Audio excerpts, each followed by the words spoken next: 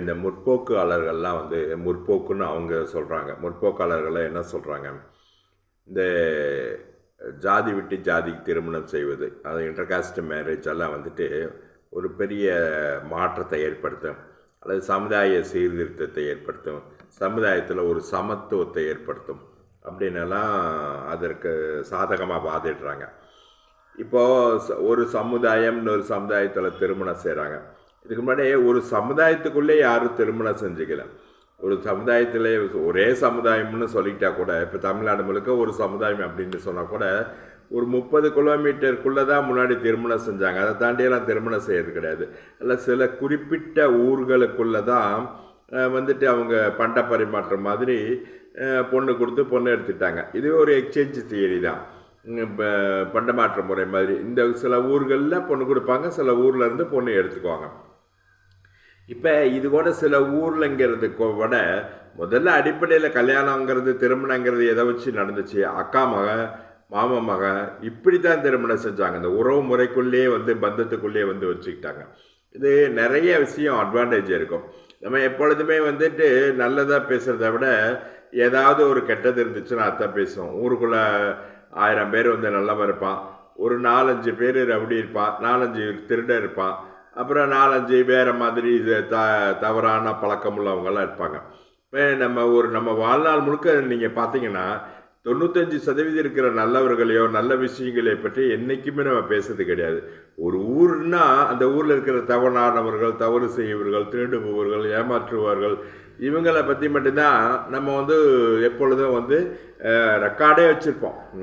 இருந்து இன்ன வரைக்கும் அல்லது தலைமுறைக்கும் பார்த்திங்கன்னா ஆவண காப்பகம் மாதிரி ஒவ்வொருத்தருடைய மைண்ட்லேயும் வந்து காணாக்க வச்சுருப்போம். அதேமாரி தான் இந்த திருமண முறையிலையும் இப்போ நம்ம பாட புத்தகத்தில் வந்து நல்ல விஷயங்கள் எங்கேயுமே எழுதுறதில்லை. எது எடுத்தாலும் மெரிட்ஸு டிமெரிட்ஸ் எழுதுவாங்க. ஆனால் வந்துட்டு நம்ம சமுதாயத்தில் கொஞ்ச நாள் ஒன்லி டிமெரிட்ஸை மட்டும்தான் பரப்பிக்கிட்டு இருப்பாங்க. டிமெரிட்ஸுங்கிறது வந்து ஒரு கோடு போடுறோம், கோடு போட்டால் நேராக தான் போகணுமா அப்படின்னு கேட்கக்கூடாது. போகணும், போனால் நல்லது. சரி, இப்போ மீறி போகலாமா, 1-2 டைம் மீறி போகிறோம், திரும்பி பழையபடி வந்துக்கணும். அதுதான் வந்துட்டு ஒரு சாலையில் போகும்போது கோட்டை தாண்டலாம், தவிர அதாவது முடியாத பட்சத்தில் தாண்டுறோம், அப்புறம் திரும்ப அவங்கவுங்க இடத்துல போய்கிட்டு இருக்கிறோம். அப்படி தான் நம்ம வந்து போகிறோம். சமுதாயமே அப்படி தான். மீற வேண்டிய ஏதாவது ஒரு சந்தர்ப்பம் இருந்துச்சுன்னா, தேவை இருந்துச்சுன்னா, அத்தியாவசியம் இருந்துச்சுன்னா, அவசியம் இருந்துச்சுன்னா, இந்த திருமண உறவு முறையும் அதேமாரி தான். சில தேவைகள் ஏற்பட்டுச்சுன்னா மீறுறோம். அதுக்காக மீறுறது தான் வந்து அட்வான்டேஜ், நான் மீறினதுனால தான் நான் நல்லா இருக்கேன் அப்படிங்கிற மாதிரி பேச ஆரம்பிக்கிறாங்க. அதில் நிறைய விஷயம் பேசுகிறவங்க. திருமணத்தில் என்னென்ன பேசுகிறோம், நம்ம வந்துட்டு ஒரு ஜாதி விட்டு ஜாதி கல்யாணம் பண்ணோம், எல்லாத்துக்கும் உடம்புலையும் சகப்பு ரத்தம் தான் ஓடுது, எல்லாரும் ஒன்று தானே, எல்லாரும் தான் மனுஷன் தானே அப்படின்ற வாதமெல்லாம் முன்வைக்கிறாங்க. எல்லாரும் ஒன்று தான், ஆனால் எல்லோரும் வேலை. அந்த காலத்திலே சொல்லுவாங்க, தாயும் பிள்ளையும் ஒன்றுனாலும் வாயும் வயிறு வேறு அப்படின்ட்டு. உலகம் அப்படி தான், சரியாக இருக்கணும். எல்லாத்துக்கும் எல்லாம்ங்கிறது சமத்துவம். இது வந்து எவ்வளோ தூரம் சரியாக தெரியல. ஆனால் நம்ம சில வாதங்களை பார்ப்போம். அது வந்துட்டு அவங்கவுங்களுக்கு வந்து முடிவெடுக்கிறதெல்லாம் அவங்கவுங்களுக்கு விஷயம். சரி தவறுங்கிறத வந்துட்டு முடிவு செய்கிறது அவங்கவுங்க இருப்போம். இருந்தாலும் ஒரு தவறை மட்டுமே சுட்டி காட்டும் போது சரின்னு ஒன்று இருக்கிற பக்கம் வந்து யாருக்கும் தெரியாமல் போயிடும். அதனால சில விஷயங்களை சொல்கிறோம். இந்த புறமும் சொல்லணும், இந்த புறமும் சொல்லணும். கடைசியில் முடிவெடுக்கிறது ஒவ்வொரு தனிப்பட்ட மனிதனுடைய விருப்பம். சரி, இந்த திருமண உறவு முறைகள் எப்படி இருந்துச்சு? 2 சமுதாயத்துக்கு கீழே இல்லை, அவங்கவுங்க சமுதாயம் தொழில் ரீதியாக என்ன சமுதாயம் இருந்துச்சோ அதுக்குள்ளே வந்து உறவு முறை வச்சுட்டாங்க. ஏன் அப்படிங்கிறதுக்கு இன்னொரு காரணத்தை சொல்லுவோம். ஏன் வந்துட்டு ஒரு உறவு முறைக்குள்ளே கல்யாணம் வச்சுக்கிட்டாங்க. இப்போ முன்னாடி வந்து எல்லாம் கூட்டு குடும்பமாக இருந்துச்சு. அதனால வந்துட்டு ஒருத்தரை வந்து வளர்க்குறாங்க, இந்த வீட்டில் வளர்க்குறாங்க, பெண்ணை வளர்க்குறாங்க, அந்த வீட்டில் பையனை வளர்த்துறாங்க, அல்லது இந்த வீட்டில் பையனை வளர்த்துறாங்க, அந்த வீட்டில் பெண்ணை வளர்த்துறாங்க. இப்போ இவங்க வந்துட்டு அந்த காலத்தில் ஒரு காலத்தை வந்து நம்ம பார்க்கணும். அந்த காலத்தில் ஒரு குடும்பம், பெரிய குடும்பம் அல்லது ஒரு சமுதாயம் எல்லாம் ஒரே தொழிலை செஞ்சாங்க. அப்போ தனியாக பள்ளிக்கூடத்தில் போய் யாரும் வந்து படிச்சுட்டெல்லாம் வரல. படிக்கிறதுக்குன்னு ஒரு இடம் கிடையாது. படிக்கிறதுனா தாத்தா பாட்டி, அப்பா அம்மா அல்லது சொந்தக்காரங்க, சித்தப்பா பெரியப்பா, சின்ன தாத்தா பெரிய தாத்தா, இப்படி பங்காளிகள், இவங்க சொல்லி கொடுத்தது தான் அவங்களுக்கு அறிவுனா அவங்க ஒன்றும் சம்பளம் வாங்கிட்டு சொல்லி கொடுக்கல. அதே மாதிரி சம்பளம் கொடுக்காம 20 வருஷம் இப்போ படின்னு சொல்கிறாங்களே, சம்பளம் வாங்கிறதும் இல்லாமல் அவன் உழைச்சி அவனுக்கும் சம்பளமும் தர்றதில்லை, அவன் உழைப்பையும் வீணடிக்கிறாங்க. அப்போ உழைப்பையும் வாங்கிக்கிட்டு நுணுக்கமாக சொல்லித் தருவாங்க. ஒரு உதாரணத்துக்கு சொல்கிறேன்னு, இப்போ கார்பெண்டர் ஐடிஐயில் ஒரு கோர்ஸ் இருக்குது. 2 வருஷம் ஃபீஸை கட்டி படிப்பீங்க. கடைசியில் வர்றவனுக்கு ஒரு சேர் கூட செய்ய தெரியாது. ஆனால் வீணாக முதல்ல ஒரு 10 வருஷம் வீணாக படிச்சுவிட்டு 12 வருஷம் இப்போ கணக்குக்கு, அப்புறம் 2 வருஷம் ஐடிஐயில் படிச்சுவிட்டு 14 வருஷம் படிச்சுட்டு அவனுக்கு ஒரு சேர் செய்ய தெரியுமா? தெரியாது. ஆனால் இதுக்கு முன்னாடி இந்த காலத்தில் வந்துட்டு அதே ஒரு கார்பெண்டர், பரம்பரையாக கார்பெண்டர் வேலை செய்கிறவர்கிட்ட வந்துட்டு இப்போ கார்பெண்டர்னா எந்த விசுவகர்மா கூட எடுத்துங்க, கொல்லராக எடுத்துங்க, தச்சராக எடுத்துங்க, பிளாக் ஸ்மித்தி எடுத்துங்க, அல்லது கோல்ட் ஸ்மித்தி எடுத்துங்க, யார் வேணுமே எடுத்துங்க. அவங்க வந்து ஒரு சின்ன பையனை வேலைக்கு அசிஸ்டண்ட்டாக வச்சுக்கிட்டா கூட அவனுக்கு சம்பளமும் தருவாங்க, முறையாக கற்றும் தருவாங்க. ஒரு கார்பெண்டர் கற்று தந்தால் சேர் செய்ய, டோர் செய்ய, விண்டோ செய்ய, ஃபர்னிச்சர் செய்ய, இப்படி எல்லா விஷயத்தையுமே சொல்லி தந்துக்கிட்டே இருப்பார். படிப்படியாக அவன் வந்து கண்ணில் பார்க்கவும் செய்கிறான், அவனோட அந்த நுணுக்கங்களை எல்லாமே கற்றுக்கவும் செய்கிறான். அவங்க ஃபீஸ் வாங்குறதில்ல. எஸ்எல்எஸ் என்ன பண்ணுறாங்க, அவங்களுக்கு ஒரு கான்ட்ரிபியூஷன் அமௌண்ட், ஒரு ட்ரைனிங்காக ஒரு பாதி சம்பளமாவது பாதி கூலியாவது கொடுக்குறாங்க. வருமானமும் ஈட்டிக்கிட்டு அவன் கற்றுக்கவும் செய்கிறான். ஆனால் இப்போ அந்த முறை இல்லை. இப்போ நீங்கள் ஒரு ப்ராட்டப், அவங்க வந்து ஒரு பாரம்பரியம், அவங்க கலாச்சாரம், இப்போ எந்த பள்ளிக்கூடமும் கலாச்சாரம் பண்பாடு மற்ற விஷயங்கள் எல்லாம் சொல்லித்தரதில்ல. வேதங்களை வந்து இல்லை ஆன்மீகத்தை பற்றியோ இல்லை அவங்க பரம்பரையாக செய்யக்கூடிய காரியங்களை எதுவும் சொல்லித்தரதில்ல. இது எல்லாமே குடும்பத்துக்குள்ளே தான் வந்து சொல்லித்தர்றாங்க. இப்போ ஒவ்வொரு குடும்பமும் ஒவ்வொரு சம்பிரதாயத்தை பின்பற்றி வளர்கிறாங்க. இப்போ இவங்களுடைய சம்பிரதாயத்தெல்லாம் அவங்க குழந்தைகளுக்கு என்ன பண்ணுறாங்க, சொல்லித்தர்றாங்க. எப்படி சொல்லித்தராங்க? தாத்தா பாட்டி நடவடிக்கைகள், வீட்டில் திருவிழாக்கள், வீடுகளில் நடக்கிற பல்வேறு சம்பிரதாயங்கள், சாஸ்திர சம்பிரதாயங்கள், பழக்க வழக்கம், இது எல்லாமே ஊட்டி வளர்த்துறாங்க. இந்த 20 வயசு வரைக்கும் அவன் தொழிலில் மட்டும் கற்றுக்கல, தொழில், பழக்க வழக்கம், அவங்களுடைய பண்பாடு, அவங்களுடைய கலாச்சாரம், அவங்களுடைய உடை, அவங்களுடைய உணவு முறை, அவங்களுடைய பராமரிப்பு, வீடு பராமரிப்பு, தோட்ட பராமரிப்பு, காடு பராமரிப்பு, இப்படி எல்லாத்தையுமே அவங்க கற்றுத்தர்றாங்க. சரி, இப்போ சொல்கிறாங்க ஒரு என்ஜினியரை தான் கல்யாணம் பண்ண ஆசைப்பட்றாங்க, ஒரு டாக்டரை தான் கல்யாணம் பண்ணுறாங்க. அப்படின்னா இவங்க இவ்வளவு தொழில் தெரிஞ்சு, இவ்வளோ பண்பாடு, இவங்க குடும்பத்துக்கு தகுந்த மாதிரி உருவாக்குன ஒரு மனிதர் யார் கூட போய் வாழணும்? இதுக்கு சம்மந்தமே இல்லாத இன்னொருத்தரை கல்யாணம் பண்ணிக்கிட்டு அங்கே போய் புதுசாக வாழ்க்கை ஆரம்பிக்க முடியுமா? ஒரு 20 வயசில் திரும்பி இவங்க போய் அந்த வீட்டினுடைய பாரம்பரியம் என்ன, கலாச்சாரம் என்ன, உணவு முறை என்ன, இதெல்லாம் திரும்பி இன்னொரு 20 வருஷம் கற்றுக்கிட்டு அப்புறம் வாழ்க்கை நடத்த முடியுமா? சரி, இப்போது இந்த இத்தனைக்கும் ஒரு அசட்டு, இதுதான் இன்டேஞ்சபிள் அசட்டு.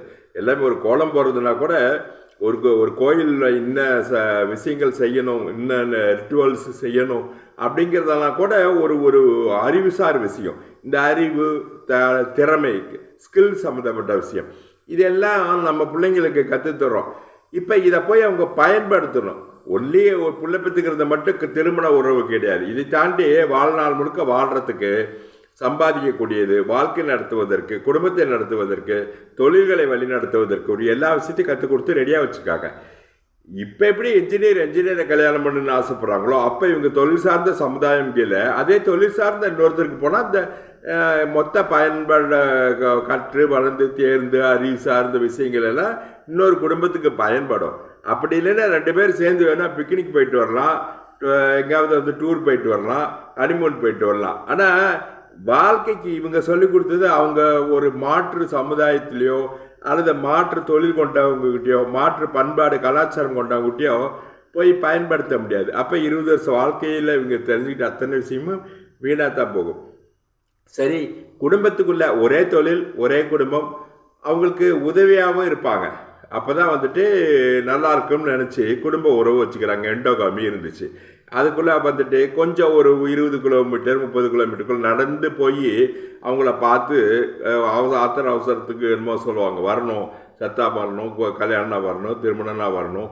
அப்போ வரக்கூடிய தூரத்துக்களை மட்டும்தான் பொண்ணு கொடுத்தாங்க. இப்போ மாதிரி இங்கே கன்னியாகுமரியில் இருக்கிற நான் ஒரு ஜாதிக்காரன், காஷ்மீரில் இருக்கிற ஜாதி எஸ்சி பட்டியலில் இருப்பதால் நாங்கள்லாம் ஒன்று, எம்பிசி பட்டியலில் இருப்பதால் நாங்களெல்லாம் ஒன்று, அல்லது ஓபிசியில் இருப்பதெல்லாம் நாங்கள்லாம் ஒன்று அப்படின்னலாம் யாரும் சொல்லிக்கிட்டு பொண்ணு கொடுத்துக்கல, பொண்ணு கட்டிக்கல. அவங்க அங்கே இருக்கிறவங்க அவர் தான் எந்த பட்டியலில் சேர்த்துனாலும் அந்தந்த 30 கிலோமீட்டருக்குள்ளே இருக்கிறவங்க வேறு கலாச்சாரத்தில் தான் வாழ்கிறாங்க.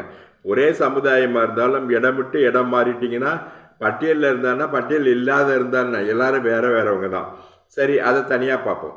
இப்போ இந்த சமுதாயத்தில் வந்துட்டு இப்படி திருமணம் கொள்கிறாங்க. இப்போ அவங்கவுங்க சமுதாயத்தில் கல்யாணம் பண்ணுனா இன்னும் நிறைய அட்வான்டேஜ் இருக்குது. ஒன்றா பார்ப்போம். வேறு விஷயம் பண்ணும்போது இதை பகிர்ந்துக்கும். இப்போது வேறு சமுதாயத்தில் கல்யாணம் பண்ணணும். ஏன் கல்யாணம் பண்ணணுன்னே தெரியாது. அவங்க நல்லா இருக்காங்க, நாங்கள் நல்லா இருக்குல்ல. சரி, இப்போ நீங்களாம் யோசிச்சு பாருங்கள். ஒரு சமுதாயம் நல்லா இருக்குது, அவங்க இந்த தொழில் செய்கிறாங்க, நல்லா இருக்கிறாங்க. நாங்கள் இந்த தொழில் செய்கிறோம், நல்லா இருக்கிறாங்க அப்படின்னு சொல்கிறாங்க. நல்லா பார்த்தீங்கன்னா அந்த தொழில் செய்கிறவனே என் தொழில் சரியில்லைன்னு போய் படிக்க போகிறான். இந்த தொழில் சொல்கிறவனே என் தொழில் சரியில்லை, நான் போய் அரசாங்க வேலைக்கு போகிறேன்னு படிக்கிறான். அப்போ எந்த தொழிலும் சரியில்லைன்னு நம்மளாம் நினச்சிக்கிறோம் 2 பேரும்.